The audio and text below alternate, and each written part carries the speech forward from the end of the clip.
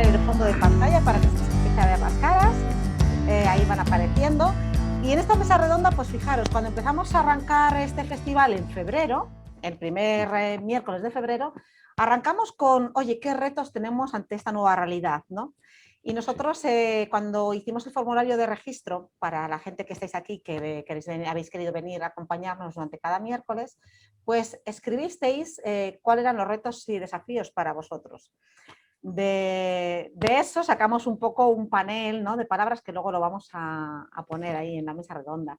Entonces, si arrancamos con los retos y los desafíos de la nueva realidad en esta mesa redonda que es de cierre de festival, ¿de qué hablaremos? Pues de cómo vamos a solucionar o cómo vamos a abrazar esos retos y esos desafíos con los que empezamos al inicio de febrero y luego hemos ido hablando también a lo largo del mes, ¿no?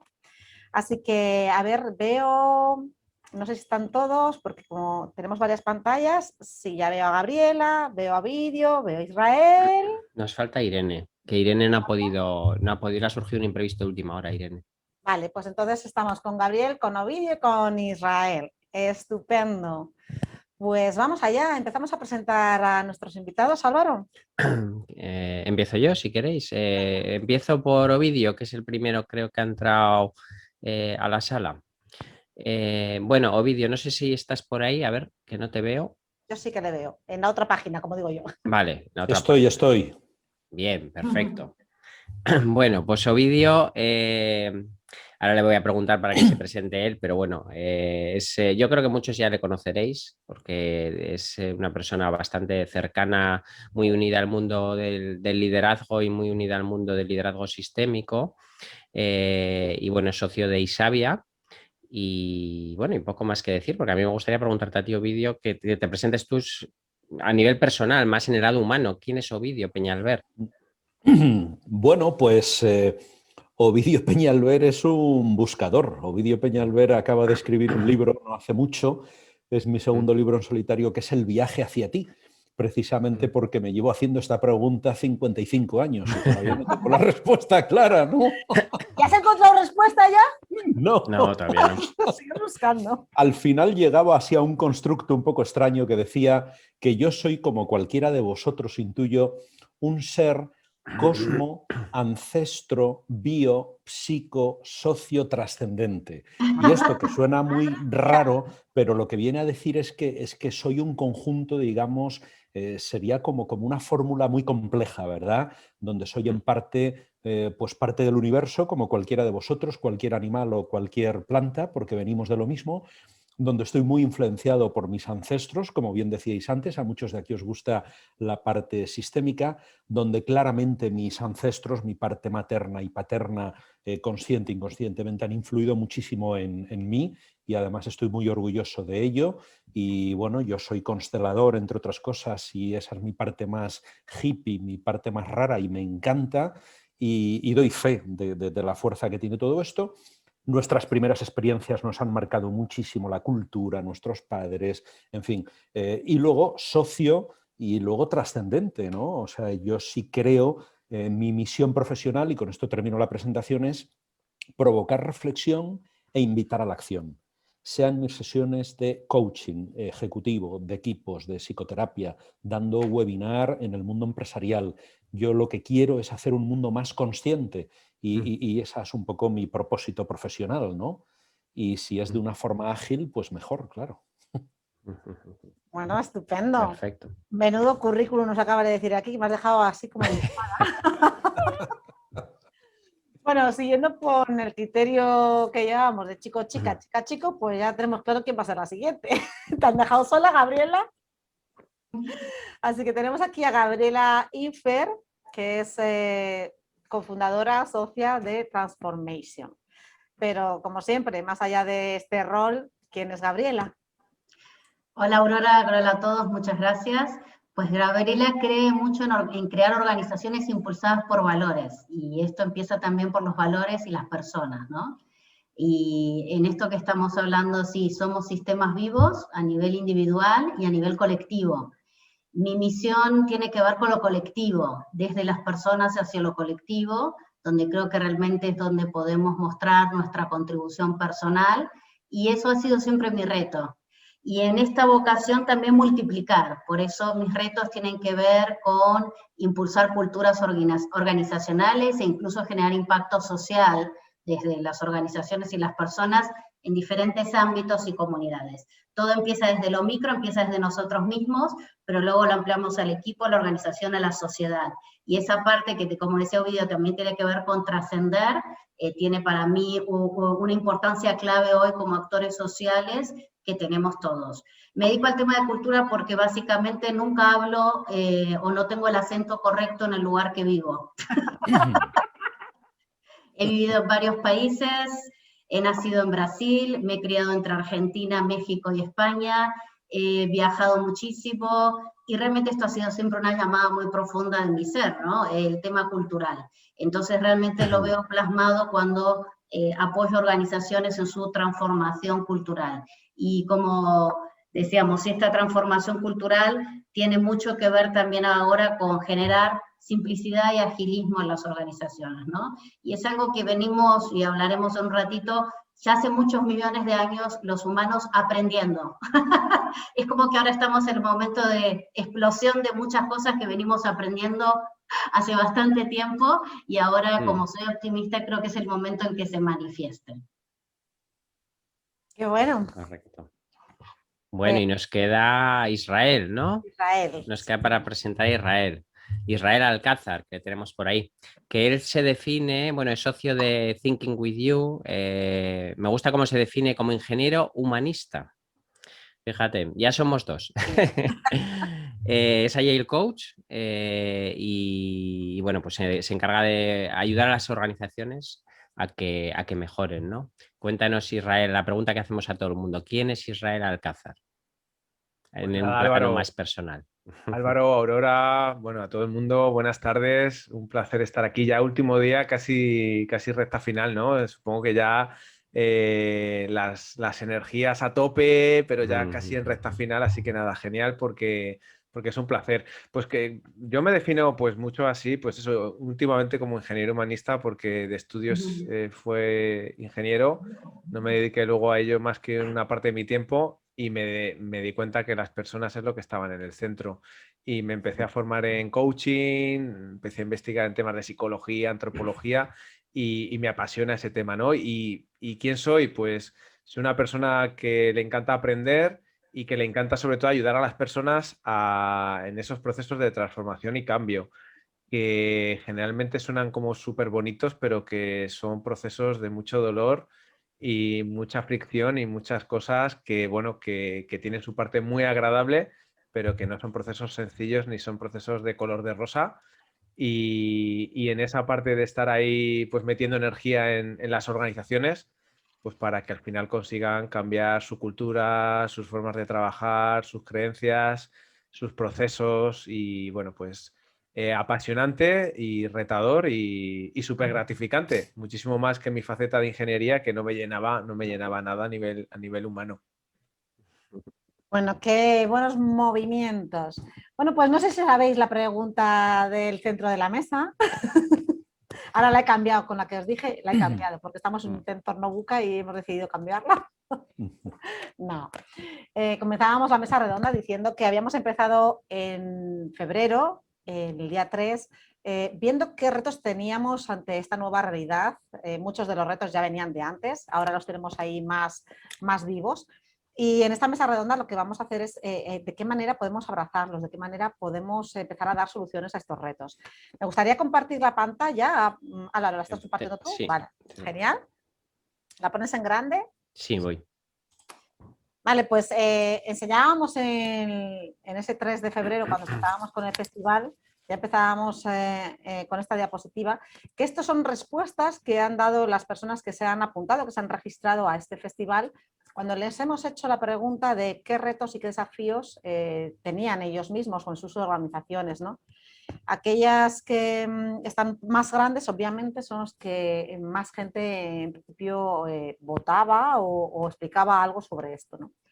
Así que con este mapa, digamos, puesto encima de la mesa, vamos a ver si entre vosotros y desde vuestra expertise y desde vuestra experiencia podemos empezar a dar luz, ¿no? a todo esto. de qué manera podemos empezar a dar soluciones a alguno de los retos o por dónde empezamos. Yo qué sé, ¿qué se os ocurre?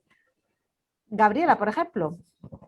Gracias, Aurora. Bueno, empiezo porque esto podríamos estar hablando un buen rato, así que lo haremos tejido con nuestros compañeros, con Ovide y con Israel. Fíjate que yo creo que hay una excelente oportunidad en este momento, cuando tenemos entornos tan cambiantes, la gente percibe que la adaptación al cambio es una necesidad, es algo que realmente tienen que hacer, ¿no? Y realmente, bueno, la adaptación al cambio es una elección, lo que pasa es que cuando nos ponemos en situaciones tan comprometidas, como estamos ahora el COVID, la pandemia, las crisis globales, tenemos de repente que hacerlo a veces aunque no querramos. Entonces, bueno, es una excelente oportunidad. Y esto yo creo que vinculado al agilismo está haciendo acelerar en muchas organizaciones decisiones. Y esto a mí me parece que es una buenísima oportunidad para impulsar.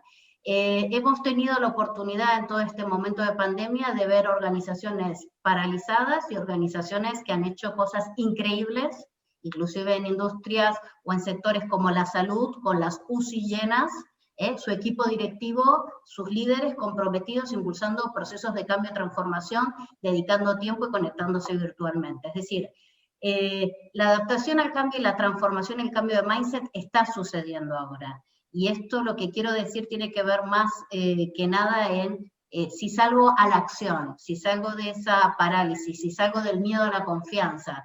En el agilismo hay palabras claves como la colaboración y la confianza, que son pilares para generar equipos autoorganizados o para volver a organizarse de diferentes maneras. Esto a veces sucede por situaciones del mercado, por situaciones globales, porque tienes ganas de hacerlo, pero es un impulso vital. Y vemos que esto está sucediendo. Bueno, ¿qué aportamos, Bien. chicos? Bien, bien. Interesante.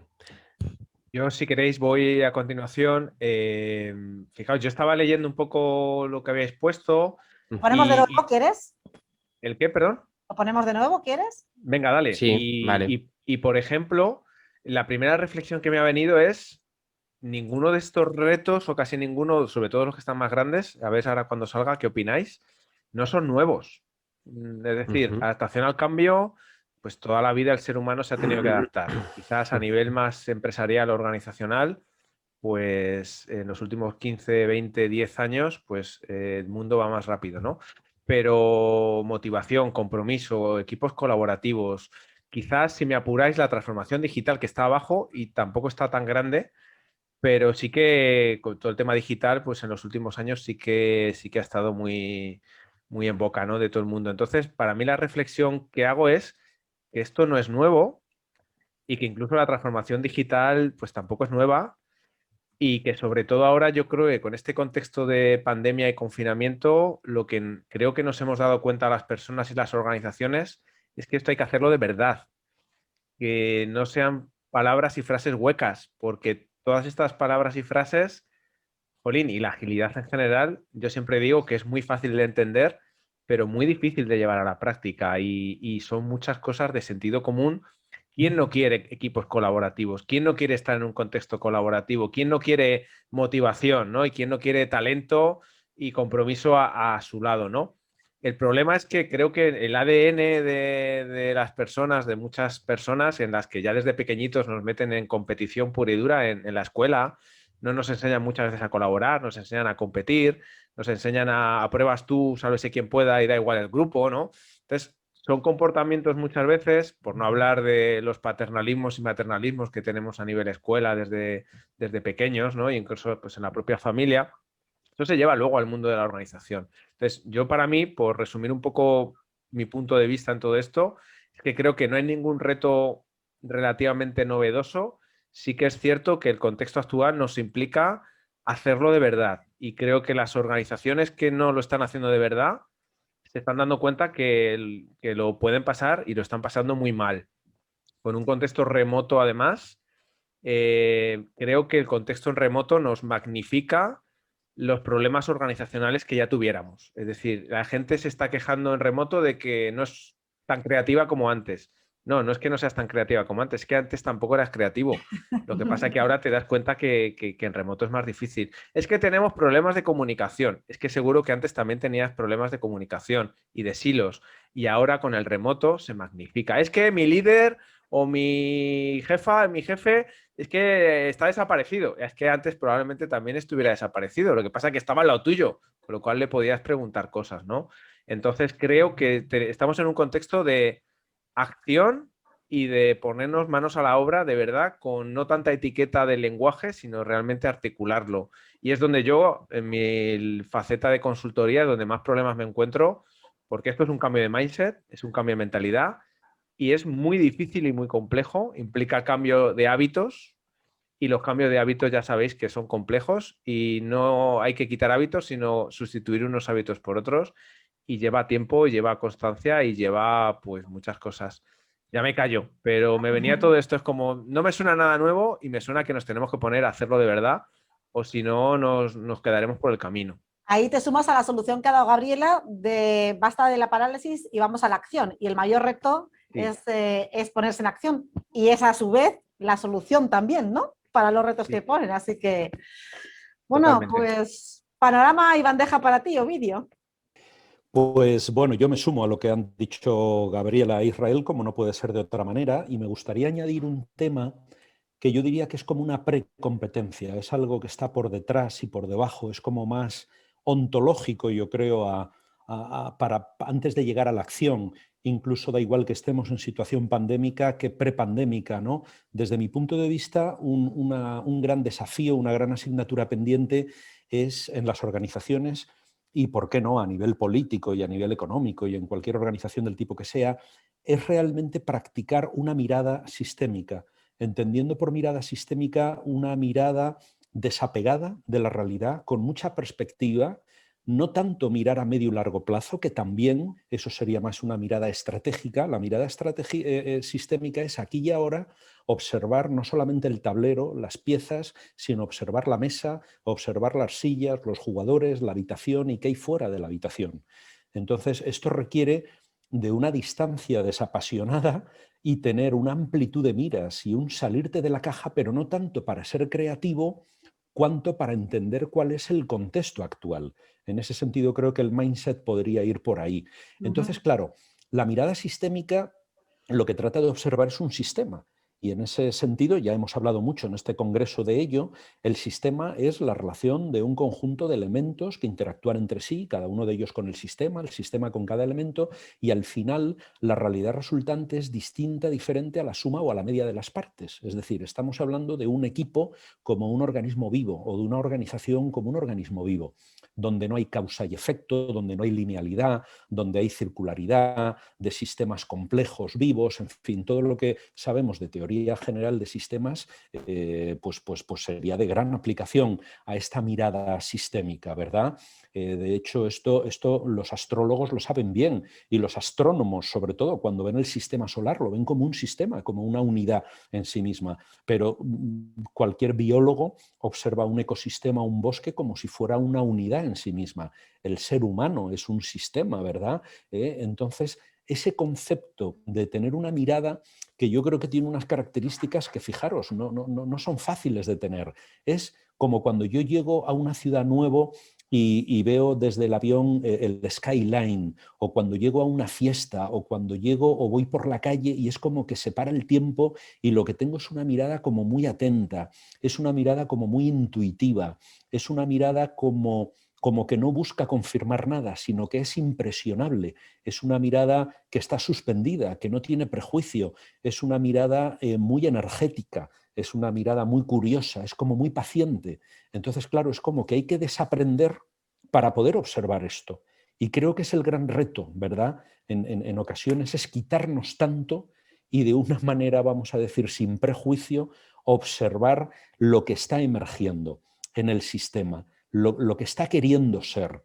Esto es como algo inconsciente que está por debajo de lo que observamos.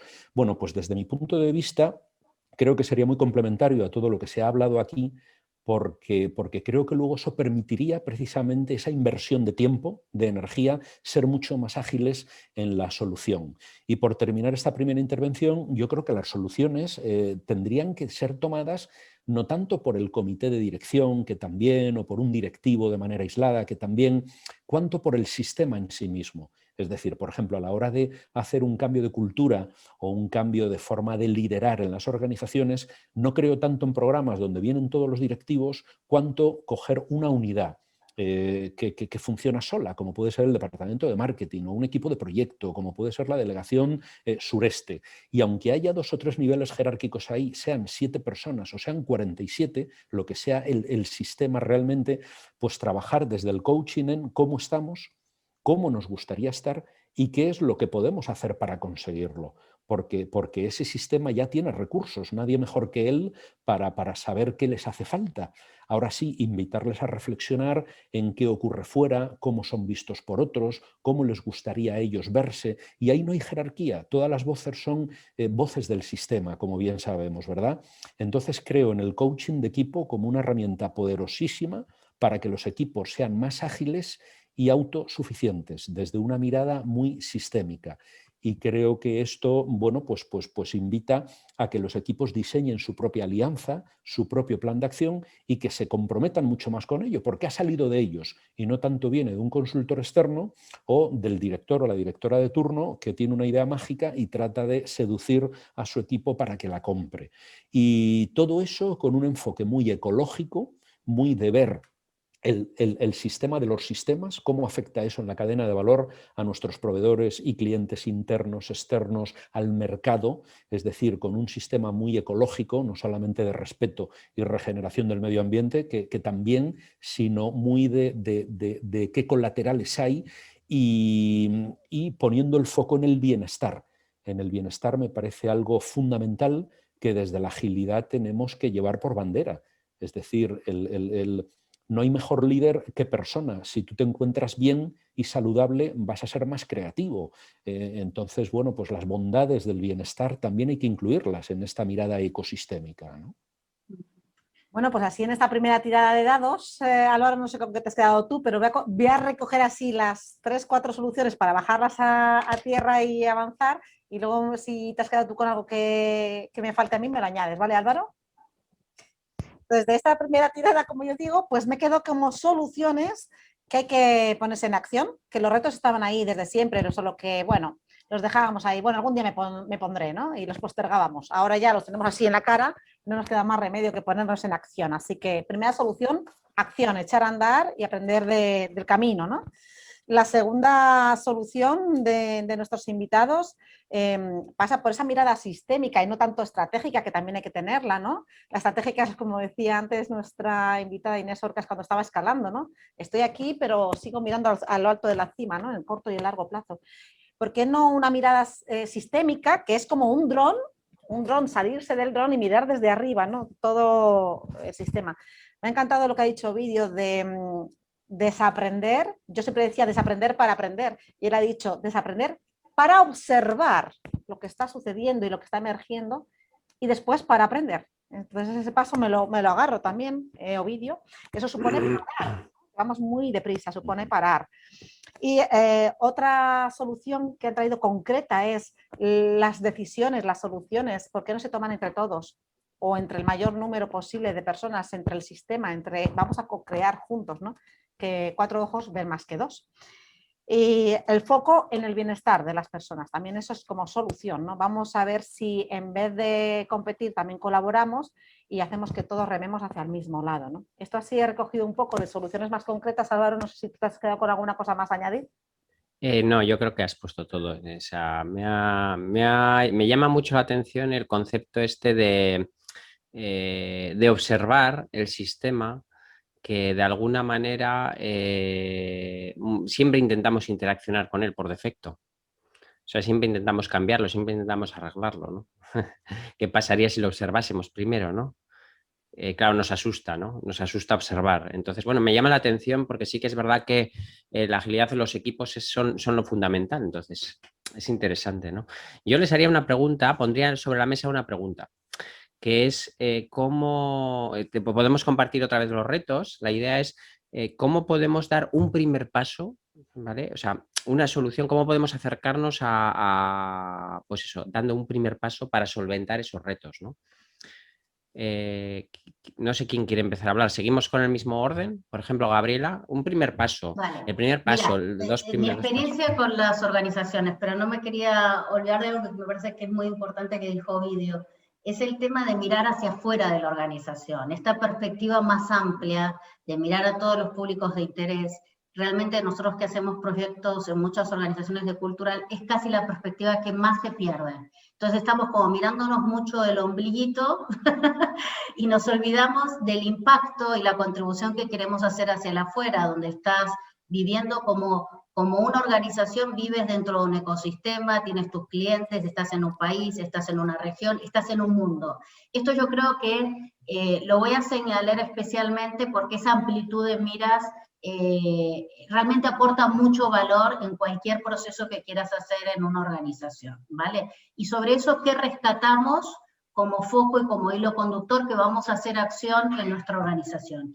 Yo veo muchas organizaciones que tienen equipos ágiles, y no pocos equipos, además mucho en el ámbito del teleco, las ingenierías, a veces tienen 300, 400 personas que están formadas en agilismo, y la queja de los agilistas es, pero en la cultura de mi compañía no me entienden, ¿no? Es como dos bandos, ellos y nosotros. Entonces, yo creo que ahí, fíjate que si una cosa que agrega mucha coherencia en la organización es que no solamente permitamos que haya agilismo, que ya es un gran paso, pero sino que también creemos y cultivemos una cultura que permita el agilismo en muchas cosas más.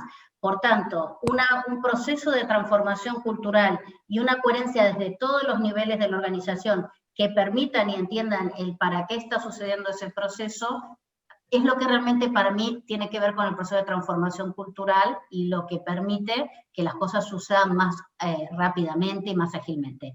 Pero no necesitamos que todos estén formados en metodología agile. Podemos tener especialistas que están sacando productos y servicios, pero sí todos tenemos que hacer este cambio de mindset. Entonces, como un primer paso y como un primer acto de coherencia, es que este mindset se entienda de arriba hacia abajo y del costado hacia el otro costado, y que dejemos que hay iniciativas que están sucediendo, y desde luego todavía somos organizaciones, la mayor parte de las organizaciones son organizaciones jerárquicas, entonces, y todavía estamos en ese cambio, entonces realmente necesitamos que haya implicación de todos los niveles de organización, y que ellos mismos permitan que esto permee y puedan aprovechar el talento de todos los empleados. La mayor parte de los proyectos te dicen, vamos a implicar al equipo de dirección y los líderes, y se olvidan de la gente de planta o la gente que está en el servicio. Yo digo, no iniciamos ninguna iniciativa si no hay gente de todos los niveles de la organización. Y eso aporta mucha coherencia. O sea que si esto sirve, creo que esto es algo que para nosotros ha sido muy práctico y genera más conciencia a todos los niveles de la organización. En vuestro caso, Israel y Ovidio, vosotros que también vais a empresas, ¿con qué os habéis encontrado y sobre todo cuál es el primer paso antes de meteros en una transformación cultural? El primer paso que una empresa puede empezar a dar. ¿Voy yo? Israel. ¿Vas tú, Ovidio? Dale. Sigue tú, Israel. Venga, perfecto. Pues yo coincido mucho con Gabriela, que creo que lo primero que hay que hacer siempre es trabajar con la propiedad de la organización. Toda organización, bueno, vamos a centrarnos ahora en la empresa. Toda empresa tiene una propiedad, ¿no? Que es la propiedad de la empresa. Y esa propiedad al final es la que decide poner los límites en la empresa. A veces esa propiedad delega en una dirección ejecutiva, pero al final está delegando la autoridad formal sobre esa empresa o sobre esa organización. Creo que lo primero es trabajar porque esa organización va a tener el máximo nivel de conciencia que tenga su máxima autoridad formal, ¿no? Con lo cual, de nada sirve que queramos trabajar en una organización la agilidad, que además lo primero de todo es qué es agilidad, porque la gente generalmente lo suele asociar a rapidez, y es rapidez, pero en la toma de decisiones y en la adaptación al contexto y no en hacer las cosas más rápido. Entonces, lo primero es aclarar qué quieres con agilidad y qué estás entendiendo por agilidad y entender cuál es tu máximo nivel de conciencia.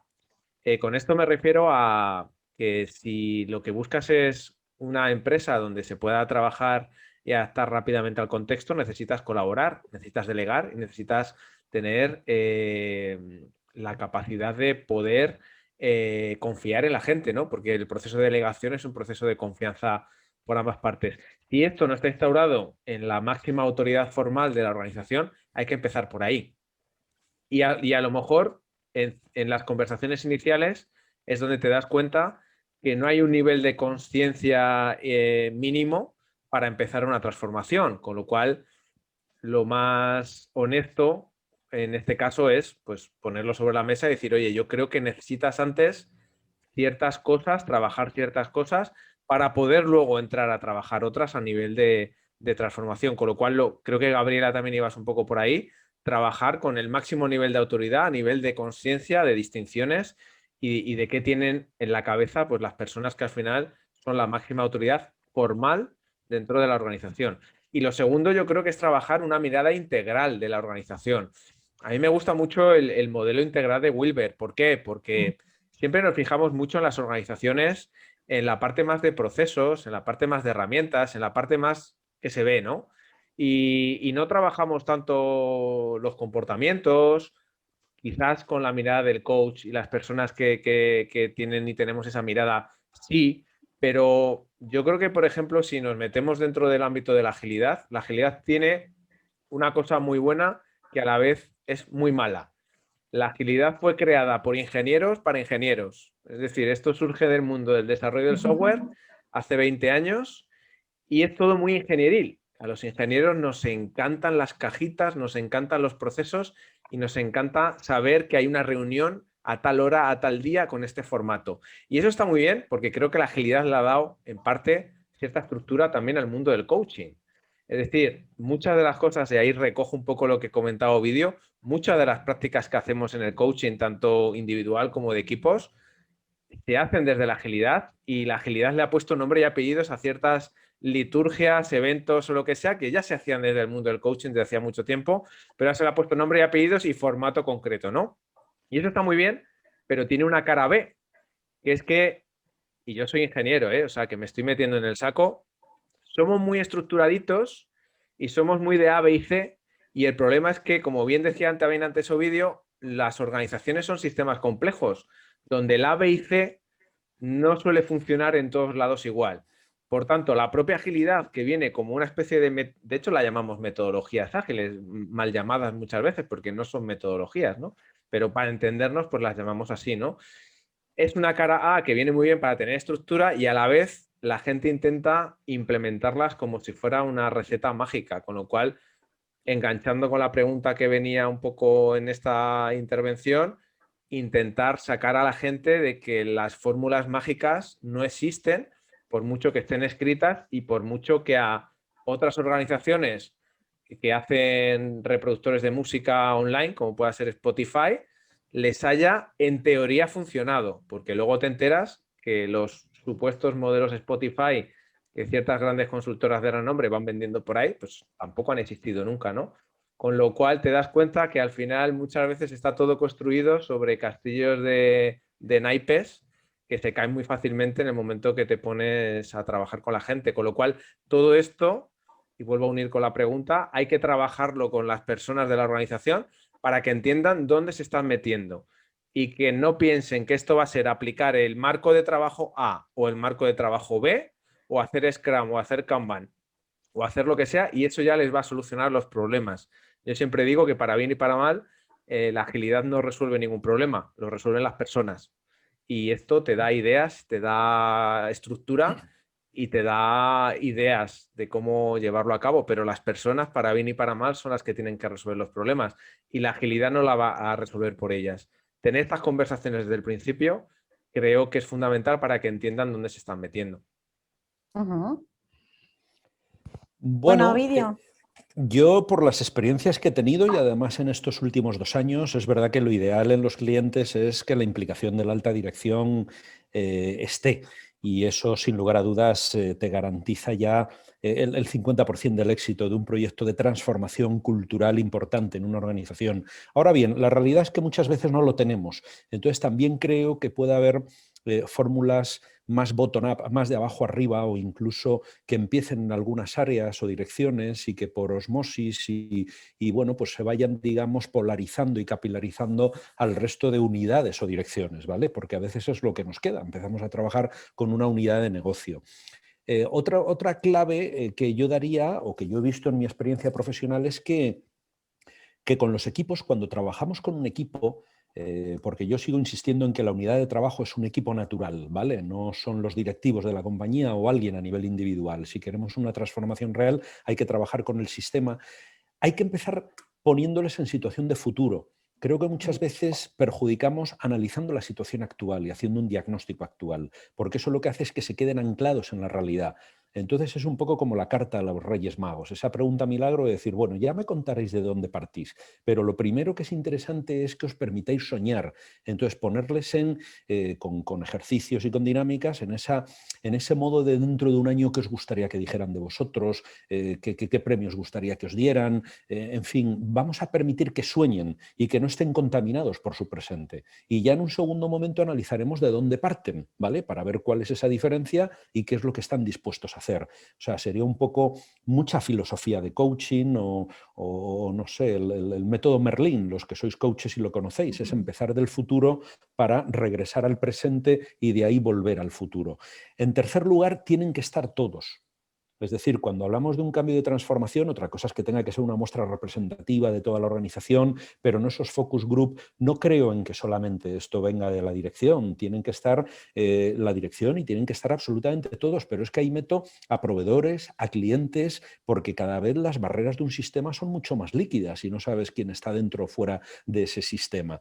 Y por ir concluyendo, ahora no nos queda otra, y esto viene a nuestro favor. Tenemos un montón de herramientas como paneles virtuales, pues tipo Mural, donde en poco tiempo se puede trabajar y mucha gente puede opinar. Podemos utilizar metodologías de inteligencia colectiva tipo World Café, que de alguna manera permiten que en una hora estén trabajando 60 personas y lleguen a conclusiones como muy interesantes. Y sobre todo la obsesión sería terminar con una alianza, con un plan de acción colectivo.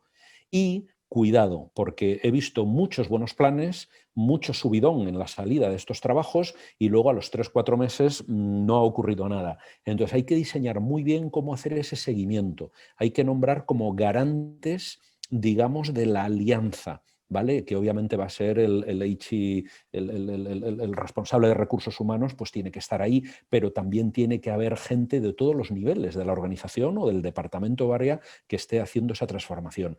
Eso para mí serían las claves de éxito desde mi experiencia, ¿no? Bueno, fijaros que se nos va el tiempo como volando, porque es tan interesante todo lo que estáis contando. Son las 6:30, pero a mí me gustaría pues dar unos minutitos más, porque no sé si la gente que nos están escuchando pues tiene dudas, tiene preguntas, cosas que quieran saber, que se quieran llevar para casa, ¿no? Entonces, ahí abrimos unos minutitos si queréis preguntar. Y mientras tanto, como bajada a tierra, porque hemos hablado aquí mucho de la transformación cultural y demás, ¿no? Pero yo digo, a ver, la gente que está escuchando dice, bueno, mi empresa no va a entrar en una transformación cultural, con perdón, ni de coña. ¿Cómo podemos dar pasos concretos de, mira, yo, si mi jefe no quiere, ¿cómo puedo hacerlo yo con mi entorno? O yo, que soy un jefecillo, ¿cómo puedo hacerlo? ¿No? Más que allá de una transformación cultural, ¿no? Porque hay muchos retos que desde donde estamos y como buena parte del sistema podemos cambiar quizás el sistema también. Así que de una forma así rápido, porque también el ponente que viene después va a venir un poquito más tarde, así que nos ha dado un poco permiso para alargarnos aquí unos minutos, así una clave de cada uno. Aurora, ahí un poco lo estaba diciendo y perfilando vídeo muy bien. Hay que generar una experiencia piloto.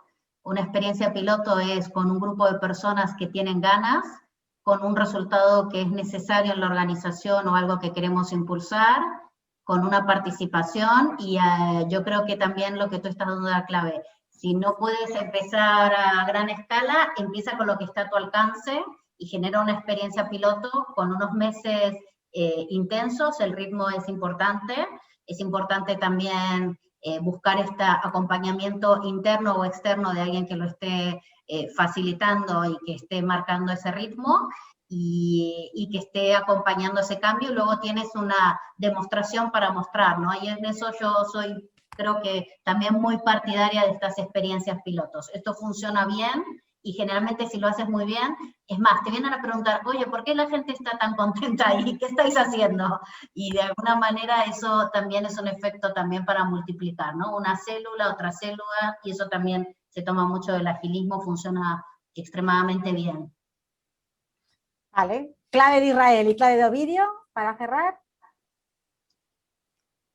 Bueno, lo estaba comentando en el chat, decían, entonces, transformación cultural primero y Agile después, y iba a responder ahora. Agile es una transformación cultural, que no se nos olvide, que implica un cambio de mindset. Entonces, no hay una cosa sin la otra. No, si solo pensamos que Agile son procesos y herramientas, no conseguiremos mucho cambio. Como gran conclusión, yo lo dejaría con eso, que Agile es transformación cultural también. Y añadiendo a lo que decía Gabriela, que al final, pues cuando tienes el elefante muy grande, te lo tienes que comer a trocitos, y el tema de probar en un área de la organización está bien, yo creo que la clave es decidir en qué área de la organización. Creo que a veces resulta un problema probar esto en silos, en silitos. Entonces voy generando silitos ágiles y ahora ya son silitos ágiles. Eso no funciona. Tenemos que probar en estructuras, cadenas de valor completas, que aporten valor completo a los clientes, a los usuarios, y ahí probar partes de esto, sin perder nunca lo que decía Ovidio, la mirada sistémica. Mientras estás haciendo el piloto, a la vez tienes que estar trabajando en otras partes de la organización, porque ese grupo de personas piloto donde vas a trabajar se tocan con otras partes de la organización, no son sistemas aislados y dependen de una dirección que es común probablemente. Entonces, trabajar desde lo concreto y desde la parte, pero siempre pensando en el todo y trabajando en paralelo para ir amortiguando esas fricciones que van a ir surgiendo entre la nueva organización y la antigua organización en maneras de trabajar, y eso hay que ir acomodándolo porque surgen muchas fricciones entre las personas al final, ¿no?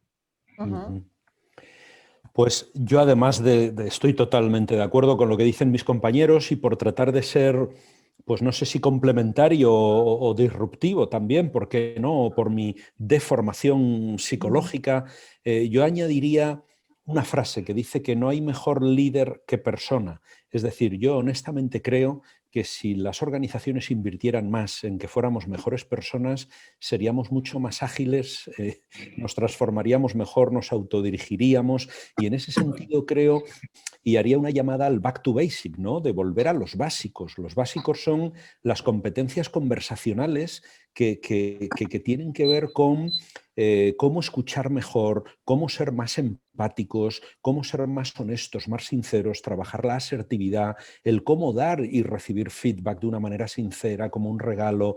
Entonces, volver a estos básicos bien trabajados hace que al final empoderemos más a la gente, que la gente asuma más responsabilidad, que haya una cultura más de confianza y menos de miedo. Entonces, todo esto está por debajo de unos estilos de liderazgo mucho más participativos y, desde luego, de organizaciones más ágiles, ¿no?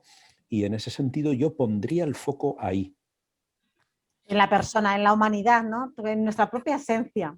Sí. Bueno, pues recogemos todas las claves. Muchísimas gracias a los tres por todo lo que nos habéis contado, nos habéis compartido y bueno, esas ideas para solucionar. Muchísimas gracias. Gracias. Hasta siempre.